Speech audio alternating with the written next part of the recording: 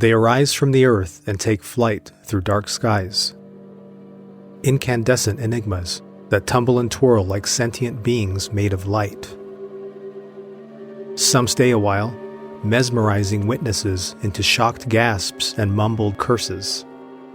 Others dart back out of existence as quickly as they appear, leaving their startled observers to wonder what it was they just saw.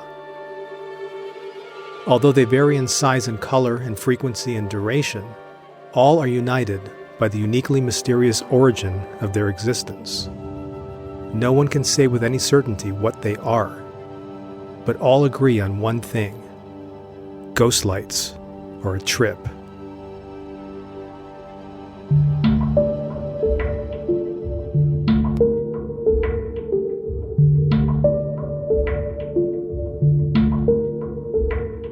Welcome to the Castle of Spirits podcast, the companion podcast to the True Paranormal Story website of the same name, where you can find creeping up on 4,700 true ghost stories. Wow.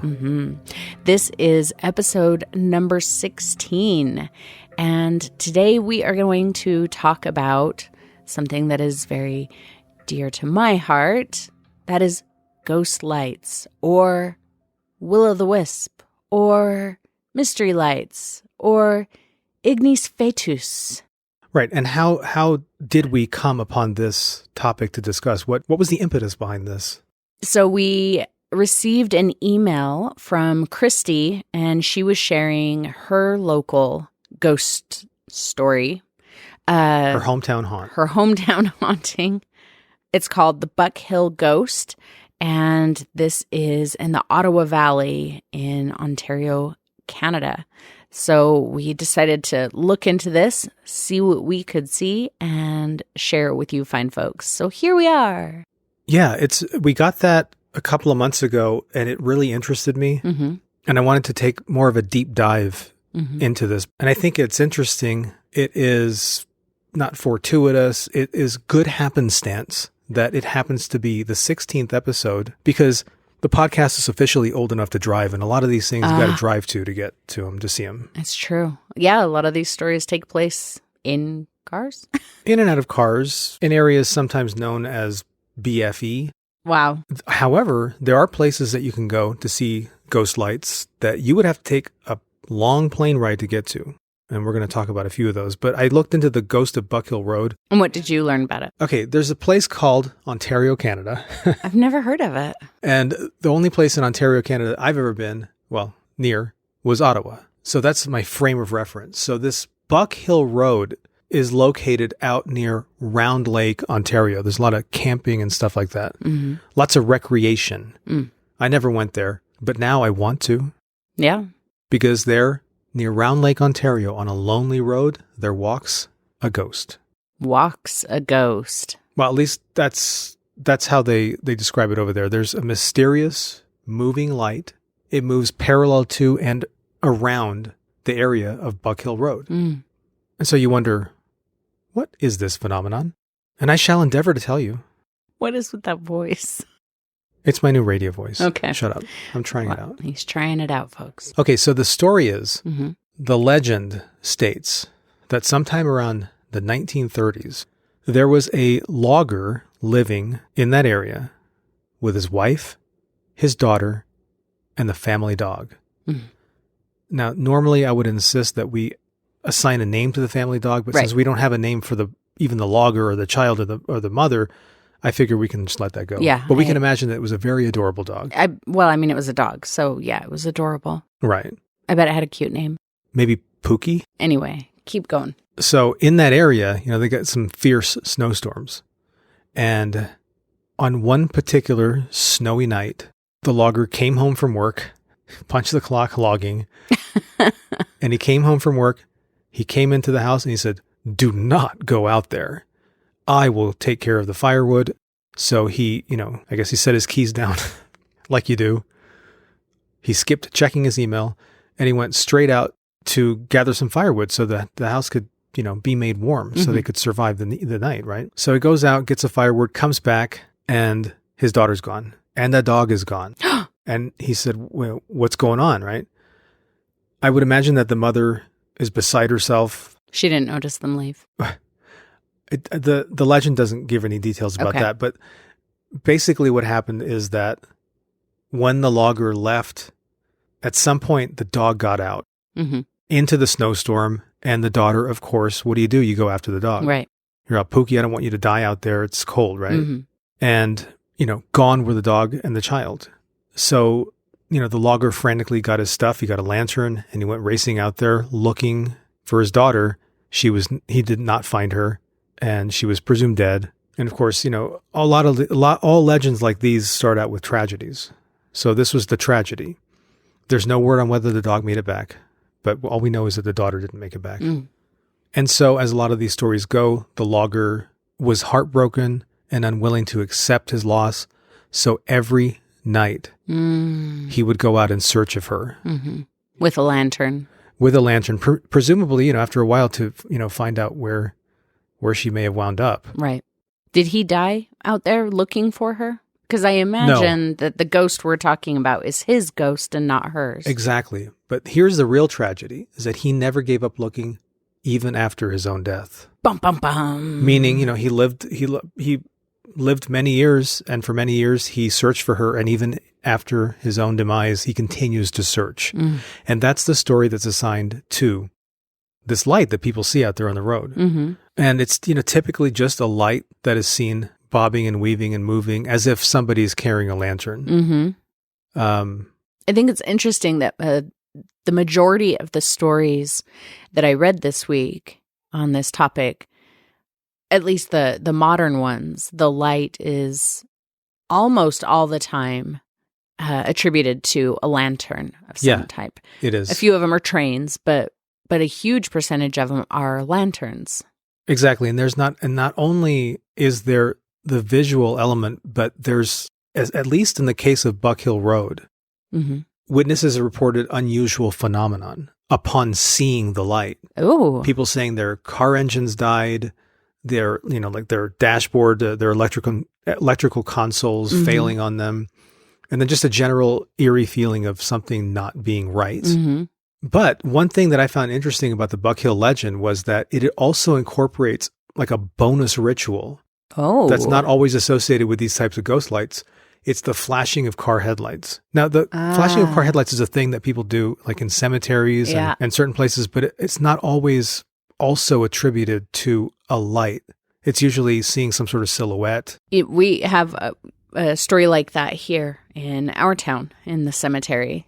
Yeah, what is it that you're supposed to see when that happens? I can't remember all of the details, and I'm sure that the details are different from person to person, but there's a spot in the cemetery where if you pull your car in there at night when it's dark and flash the headlights on and off 3 times, apparently, like the ghost of a little girl comes out. And I remember talking to people who swore up and down that it worked, but I remember going in there one time with a group of people, and you have to do it fast because the cemetery is heavily patrolled and you will get in trouble. After sundown, you're not supposed to be there, right? There's always a cop parked in there. But so when we did it, we had to do it quick so we wouldn't get chased, but nothing happened. But we could have been at the wrong spot. Maybe. It says that local word for the Buck Hill ghost, the local word has it, that to encourage the light to show itself, you have to flash your headlights 3 times. And if that doesn't work, this is where it gets kind of creepy and a little bit pushy, if you ask me. You're supposed to cry out, "Daddy," 3 times in imitation of a child's voice. I don't like that. So Let's hopefully skip that there's part. not a lot of people living in that area these days, because I can imagine hearing "Daddy" cried out in the, from a distance would be very scary. Very terrifying. And ultimately really irritating, because you would know that it's people just trying to goad the ghost. What have we learned, folks? Never to goad the ghost. Don't goad the ghosts. I like that. It's a good catchphrase. Yeah. So I wanted to say a big thanks to Christy for bringing that up, because, it's a topic that we've all heard about, but this gave me an opportunity to really kind of like take a deep dive into it, both of us. Yeah. Now, I couldn't find any sort of ghost light legends for around here. Yeah, I don't remember. So I don't remember hearing any when I was growing up, but, and I've told the story on the podcast before, I have seen a ghost light here. You did. You saw a ghost light in a cemetery, but it was Mhm. not a distant light. It was something that was very close to you. Yeah, yeah. But it was flitting about the cemetery and diving into the ground and coming up from the ground. Mm-hmm. Yeah, and that actually coincides with some of the explanations that I've heard for the cause of ghost lights, but we'll talk about that in a little bit. Yeah, I wanted to ask you because I know that we were both looking at doing a little research into ghost lights and the whole phenomenon and the different legends in various parts of the world. Mm-hmm. It's not just a thing here. Mm-hmm. What particular ghost light stories did you read about that kind of resonated with you or that interested you the most?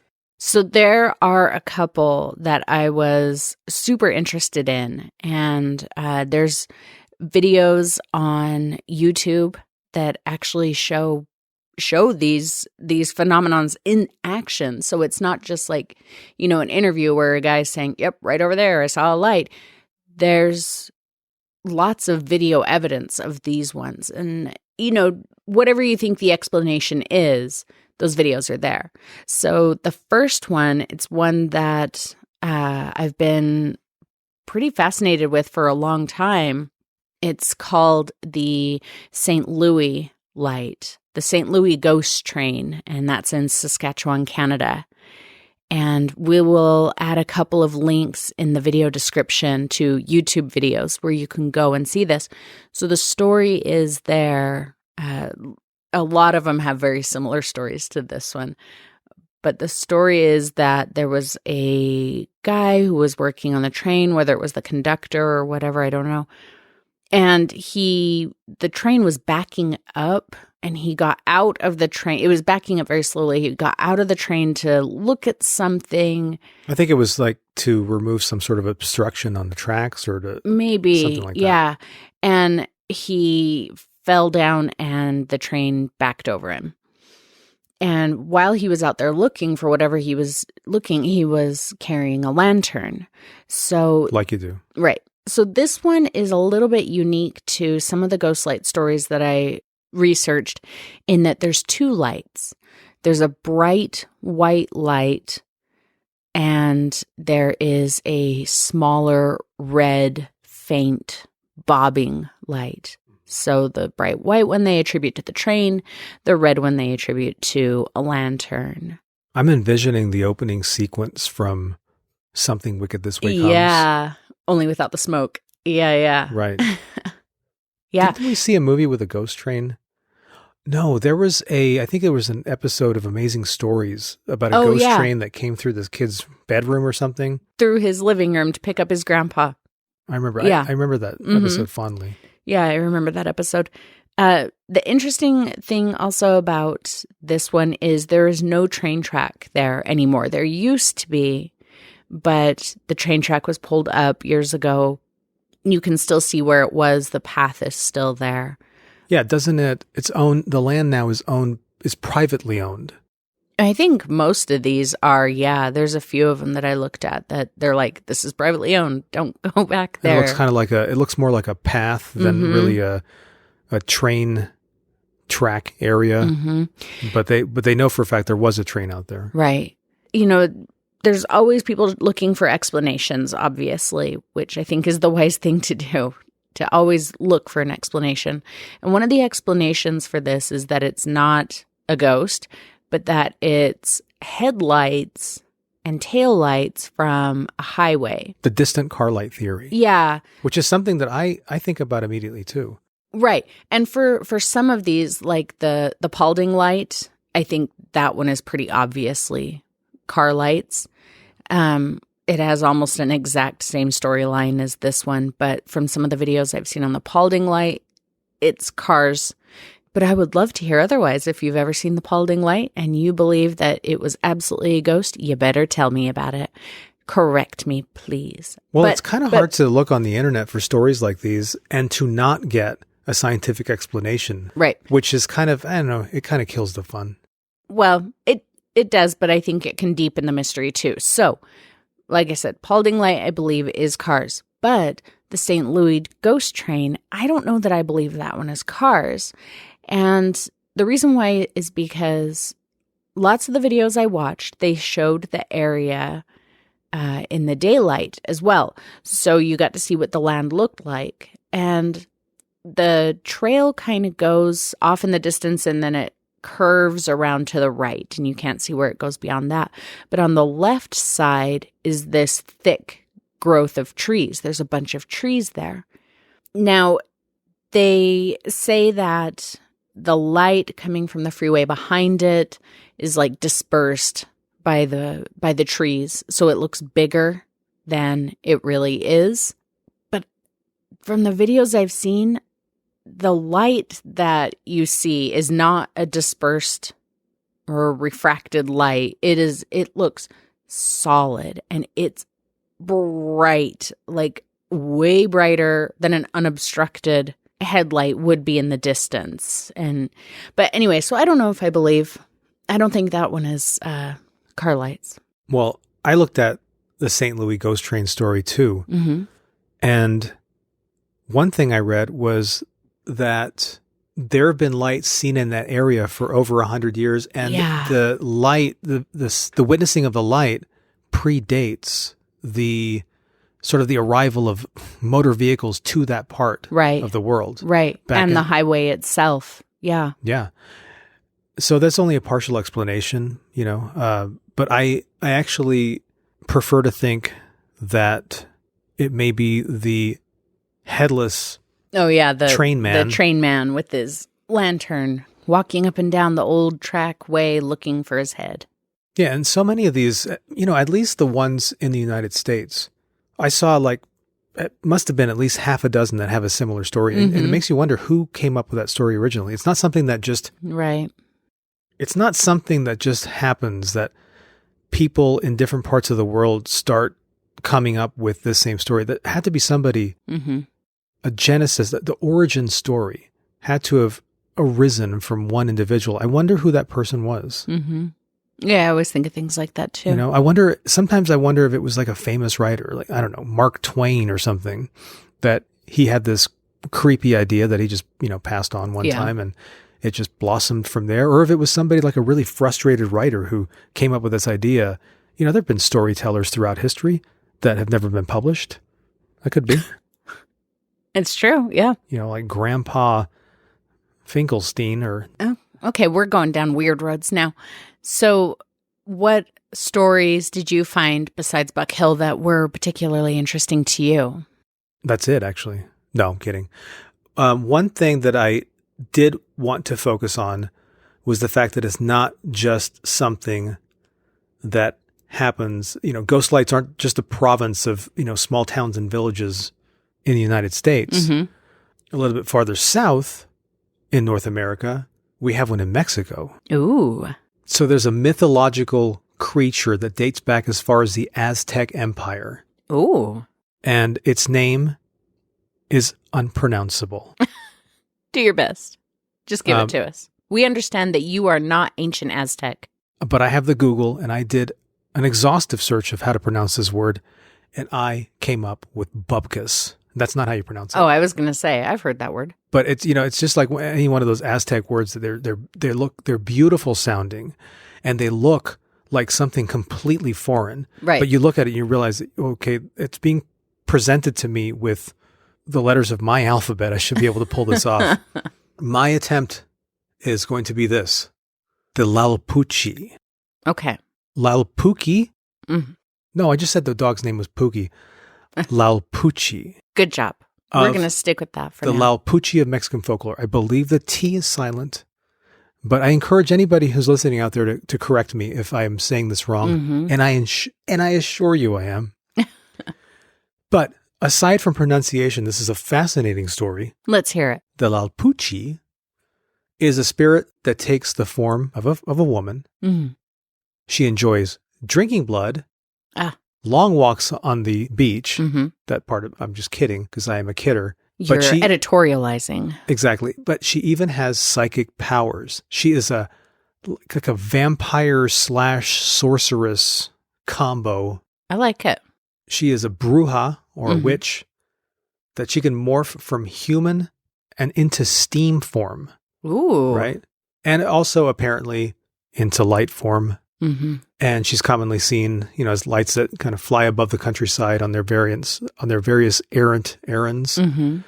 And it's also the cause of some superstitions in Mexico. To this day, it's a superstition where, in some places, where parents put scissors underneath the cribs of babies. Ooh. Not in there with them, but underneath them. Yeah. Because it's believed that the Laupuchis are repelled by metal.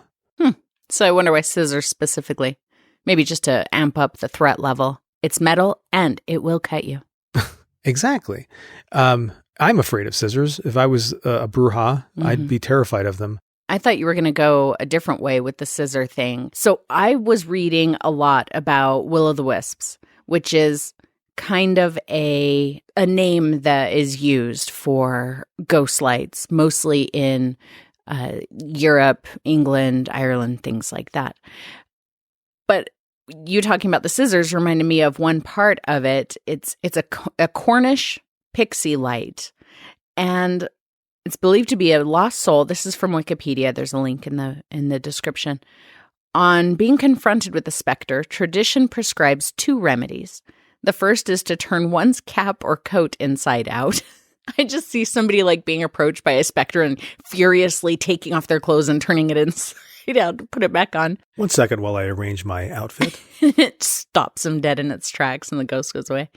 This has the effect of stopping the fae in its tracks. The other solution, this one made me kind of giggle because it just gave me a funny visual. The other solution is to stick a knife into the ground, blade up. The fae, in an attempt to kill itself, will attack the blade. So I thought that's where you were going with the scissors. Did you say that the fae, in an attempt to kill itself? Yeah, the ghost. Yeah. Well, it's supposed to be like a pixie. But why would it kill fairy. itself? I don't understand. I don't know. Wow. Needs Anyway. a little bit of a revision. And, I buy it. A lot of these things are really weird to begin with. Who's to say what's what? Sorry to sideline you there. Go ahead. No, that's fine. So the backstory for the Laupuchi of Mexican folklore is rather deep. Okay. And it was a little bit too deep for me to get into, but I'm going to post a link to the Wikipedia article, which talks about, the description, the certain powers, even the etymology behind the name. But no pronunciation guide. Well, you know me. None that I could find too easily. All right. So in my search, I discovered that this is stuff that happens all over the world, as I said before. One of the ones that I found really interesting and kind of relates to Castle of Spirits, because the Castle of Spirits website was founded in 1997 by Rowena Gilbert of Australia. And Australia has its own ghost light. I was hoping it did. It's called the Min Min light. M-I-N, 2 words. So it happens far out and away in the great Australian outback, where, as you know, scary things abound. Lots of scary creepy, things. crawly, and ethereal. And one such frightening phenomena that falls into that latter category of etherealness is the Min Min light, which was first documented in an 1838 book called 6 Months in Australia. But there's evidence that indicates it dates back before European colonization of Australia. The origin story is pretty murky. The name itself is thought to be derived from Australian Aboriginal language. And there's even mention of it in Aboriginal folklore, the Min Min light. So tell us all about it. What does it do? Basically, people who see the light, they mostly describe it as fuzzy and circular. So, and it's out on the horizon. It was described sort of as fuzzy, like you would see a big swarm of bees from a great distance, something kind of moving. Of course, that could just be the distance. Right. If it's on the horizon, yeah, there's a lot of atmospheric distortion. Right. The size is about the size of a quarter of a full moon. So it's pretty big. And it dances on the horizon in various colors. Does it move from side to side, or it just like flickers by dancing? It dances. Okay. Cha-cha-cha. Now, don't put it in a box. Some people disco dance, some people break dance, some people dance and fall down. That's you. Right. Okay, However, this ghost light simply dances. Okay. It goes from red to yellow to green and sometimes blue, white, sometimes. Mm-hmm. It's mostly harmless. It's not going to come get you. But there are some tales of daring or maybe foolhardy individuals who go after the Min Min light, who went after the Min Min light and were never seen again. Mm. My recommendation is to be better safe than sorry and just keep your distance. Right. Because, I mean, probably between you and the Min Min light is, hyenas and snakes and tarantulas and, all kinds of nasty dehydration. Bears? They don't have bears. Well, that's good because that's one thing they don't have there. Way too much digressing here. So aside from North America, United States, Mexico, and aside from... And Canada. Poor Canada. Sorry, Canada. And aside from Australia, ghost lights are found elsewhere in the world, as you might imagine. I would guess so. One of the ones that caught my interest was the Alea ghost lights. Is that in Hawaii? No. Okay. It is not in Hawaii. I was going to say, it sounds Hawaiian, which would be American. This takes place in the marshes of West Bengal, and they're said to be the ghosts of fishermen who met their untimely demise and have returned to either warn the living or to lure them in because misery loves company, I guess. Mm-hmm. And it's basically these lights that fishermen have seen in that part of the world. And they come in the form of, unexplained hovering lights and these kind of shadowy apparitions. Mm-hmm. But yeah, if a fisherman sees it, they're told to look away. There's a danger of becoming mesmerized by the lights and being kind of drawn into them. And, I bet. And the folklore is that a lot of fishermen have drowned as a result of staring into or falling victim to the allure of these lights. Mm-hmm. And over in Thailand, there are the Naga fireballs. Oh, now, this is particularly interesting. This is along the Mekong River. And this actually takes place in front of thousands of people every year. Yeah. They gather for the Phayanac Festival, probably saying that wrong, my apologies, every October to witness these Naga fireballs. They're kind of red-orange lights that they seem to rocket up from the water, from the river into the sky. Mm-hmm. Kind of like a mysterious, otherworldly fireworks display. Yeah, that's coming out of a body of water. And this happens every year? Every year toward the end of Buddhist Lent. Well, the festival does, but do they see the fireballs every single year? It apparently is like clockwork. Wow. The festival is, like I said, it's held every year towards the end of Buddhist Lent in October, when Naga is the name of a giant mythological serpent, a hooded serpent, that in folklore delivers Buddha back to earth, sending up the fireballs, presumably as it moves through the water. Because of the highly popular nature of this event, there's no shortage of video footage, which can be found out there. And I've got links to that in the show notes as well. Yeah, I remember seeing that one that you showed me.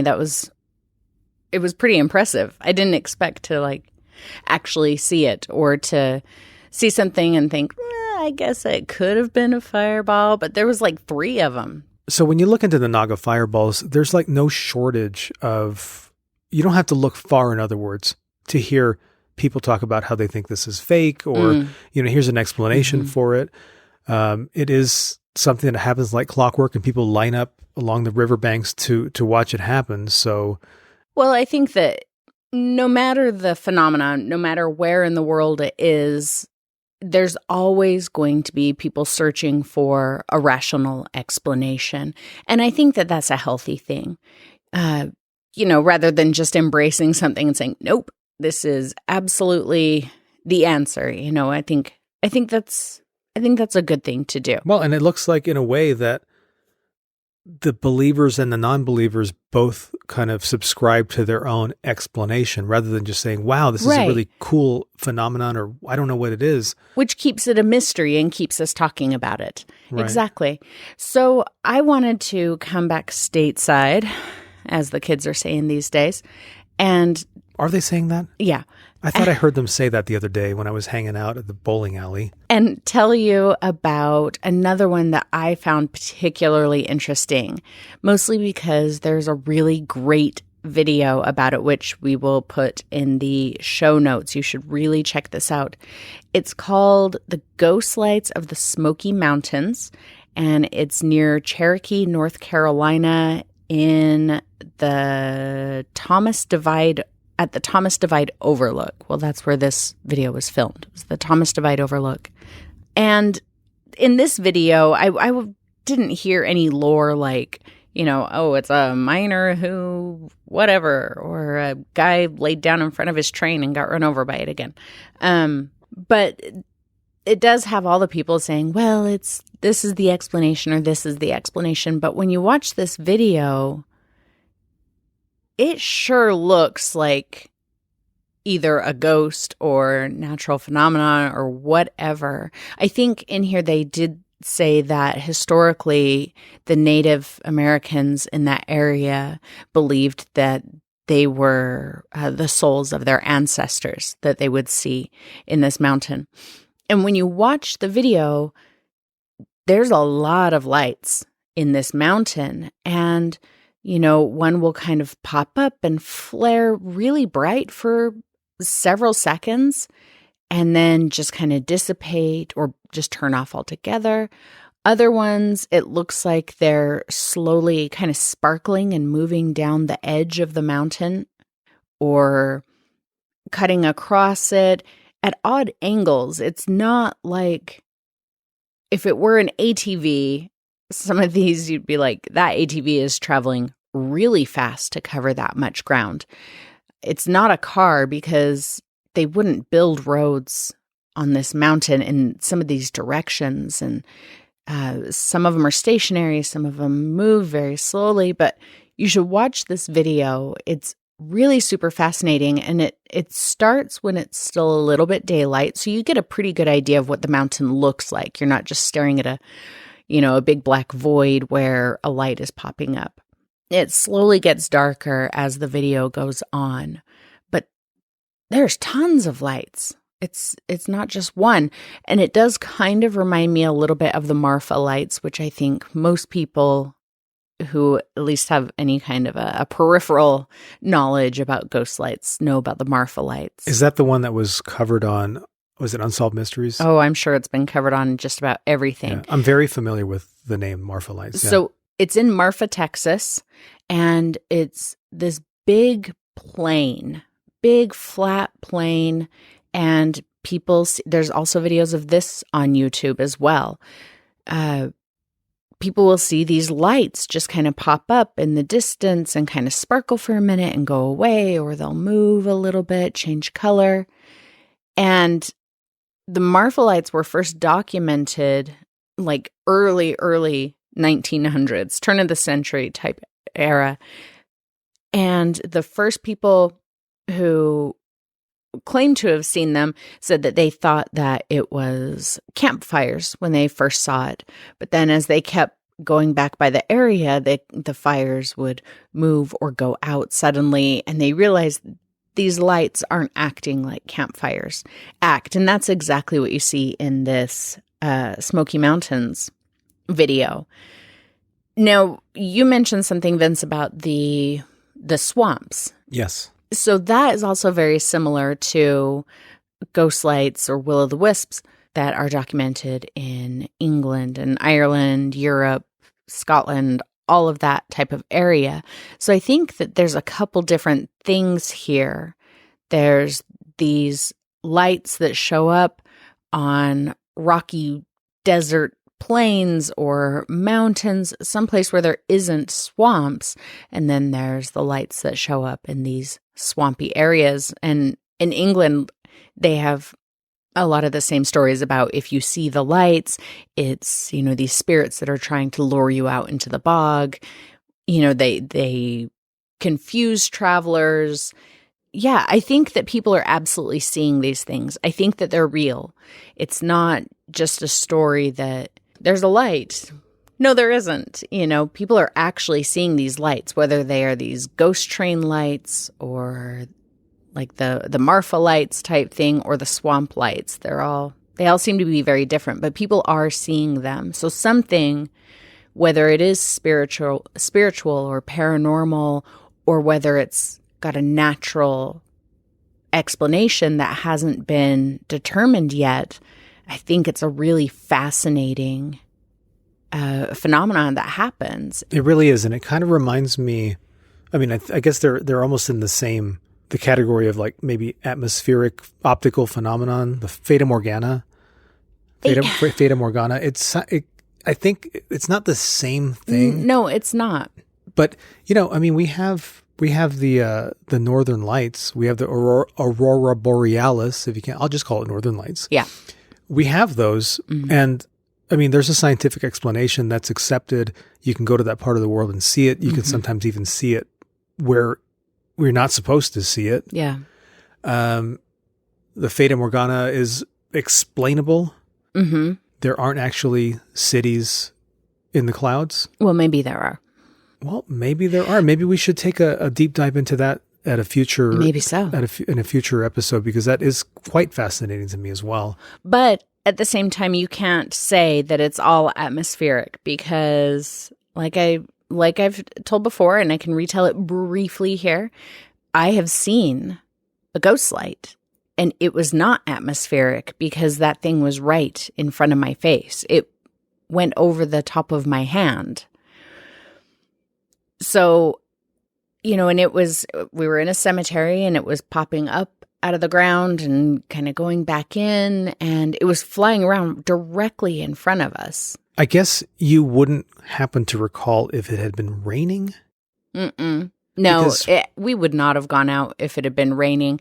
And I remember at least one of the people I was with throwing himself down onto the ground. Whenever the light would go down into the grass, he would, kind of pop down on top of it with his flashlight, looking to see if it was a bug that had landed. And he would not have done that if it had been, all wet from rain. And we didn't go out when it was raining. Okay, good. Well, the reason I asked that is because I did a little reading. You can't research ghost lights without happening upon descriptions of ball lightning and what that is. And in one case, there was an astronomer, I can't remember his name, but this was a person who was a professional, a scientist, who was in a plane. And moments after the plane was struck by lightning, I mean, that happens, right? He observed a circular ball of light moving through the plane, passing right by him, and then like exiting out the rear. Mm. And he was apparently not the only one to have seen this. And other people have seen things like this too, where balls of light are observed up close and in and around areas where there's activity like lightning and stuff going on. So yeah, that's fascinating. They try to explain a lot of these stories that we've talked about with ball lightning as well. But I think that ball lightning is pretty rare from what I understand. And it requires specific atmospheric conditions and specific, situations and things happening. It's not something that just in a field, oh, look, there's ball lightning tonight in the field. It's a pretty rare thing. So I don't think that ball lightning explains anywhere near. Didn't you tell me that when you were looking at the Smoky Mountain video, that there was somebody said something about granite in the ground or? Yeah, that's one of the things they point to in things in phenomena like the Smoky Mountains one or the Marfa lights is that there's probably a mineral in the ground like granite or quartz. There's a couple of other ones that they pointed to. And as these minerals get compressed and rub up against each other from, tectonic movement, that it creates little atmospheric discharges, I guess, of light. Whereas in like the bogs, it's a lot of cold flame. I read a lot about that. Cold flame combustion of phosphates and methane and other elements like that due to the decomposing matter that's within the bog. So that's why I say they're completely different things. It's a similar experience, but definitely different causes. Well, that's interesting. It kind of begs the question. I mean, you were in a cemetery when you saw that. Exactly. And that's what I meant earlier when I said that, it kind of falls in line with some of the explanations.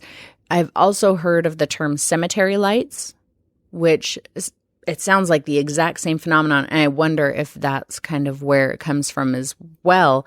I mean, yeah, it could be spirits, and it could also be, cold flame combusting phosphates and methanes and things like that due to decomposing matter. What I find fascinating about all this is that all of these things could and may very well have a perfectly scientific, physical explanation for happening. And yet, when that sort of phenomena interacts with human eyes and human perceptions and the human mind, suddenly legends are born. Maybe even like entire belief systems are built around something really as possibly mundane as that happening on a planet. And that changes the course of everything. Right. Well, and there is no direct scientific explanation for any of these things. There's, suppositions. It could be this, it could be that. But yeah, they don't know for sure. Right. So they also don't know for sure that it's not paranormal. What do you think this is? So for me personally, I feel like I kind of fall into both categories. Things like the Marfa lights and the Smoky Mountain lights, I almost feel like it's a completely natural phenomenon that happens, The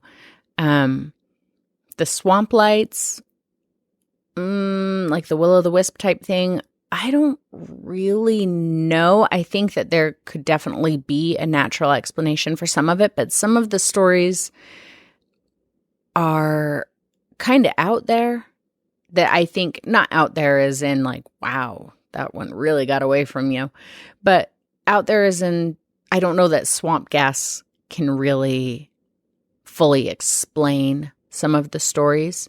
Stories like the train ghost lights.